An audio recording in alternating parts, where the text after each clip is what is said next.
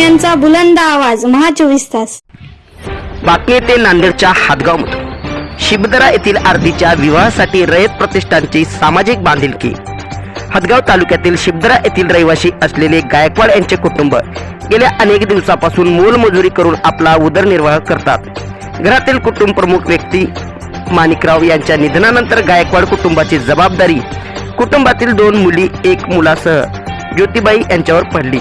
वाढत्या महागाईत रोज मजुरीवर सुख दुःख सण अशा प्रश्नांना सोडवण्यासह मुलींचे लग्न कसे करावे असा प्रश्न ज्योतिबाई यांना पडला होता। मुलगी आरतीचे लग्न औंढा नागनाथ तालुक्यातील शिरड शहापूर येथील मुलाशी 29 मे रोजी ठरला।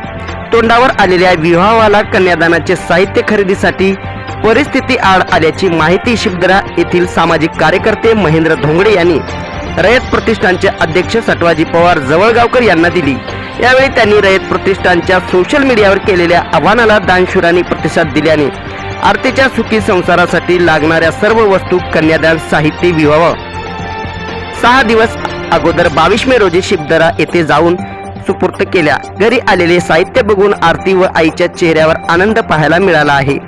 यावेळी रयत सेवाभावी प्रतिष्ठानचे अध्यक्ष सटवाजी पवार जवळगावकर, सामाजिक कार्यकर्ते राजू पांडे हातगावकर, पोलीस पाटील रामदास चव्हाण, पत्रकार इस्माईल पिंजारी, सामाजिक कार्यकर्त्या सविताताई निमडगे पळसेकर, पत्रकार महेंद्र धोंगडे, सामाजिक कार्यकर्ते प्रभाकर दहीभाते, सलीम खान पठाण, प्रशांत परघणे, कैलास दासवार व गावातील प्रतिष्ठित नागरिक उपस्थित होते।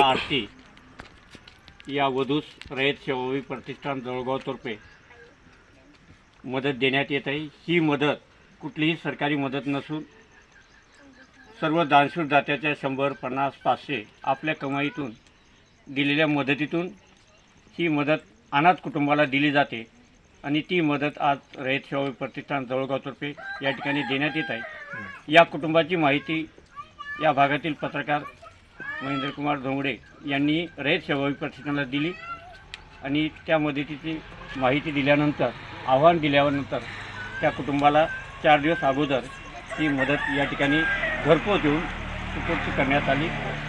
या ठिकाणी असेच सहकार्य सर्व दानशूरदात्यांनी यापुढेही अनाथ कुटुंबासाठी करावे ही विनंती या ठिकाणी मी करतो। जय हिंद, जय भारत।